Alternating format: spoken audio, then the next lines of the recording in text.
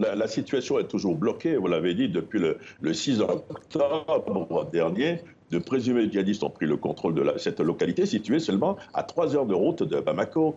Personne ne rentre, personne ne sort. Et les djihadistes, les présumés djihadistes contrôlent tout et personne. Ils ont volé d'abord du bétail. Ensuite, des habitants, notamment des chasseurs, ont tenté de se rendre sur la route, d'aller voir ce qui se passe. Et ils ont été tués. Il y a au moins 4 morts. Et vous l'avez répété, vous l'avez dit tout à l'heure également, il y a eu un pont qui a été dynamité le week-end dernier. Donc la localité, aujourd'hui, au moment où je vous parle, est toujours assiégée par les djihadistes. Personne ne peut rentrer, personne ne peut sortir. C'est une situation absolument difficile que les habitants de Farabougou vivent. Tout à l'heure, nous avons eu encore un habitant qui nous disait « c'est insoutenable, nous ne savons pas ce que nous allons devenir ».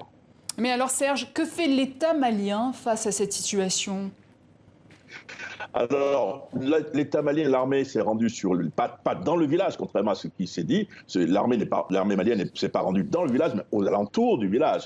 L'armée malienne a largué, semble-t-il, des vivres. Une partie des vivres serait tombée dans le village, donc les populations ne vont probablement pas mourir de faim parce qu'elles avaient besoin de vivres.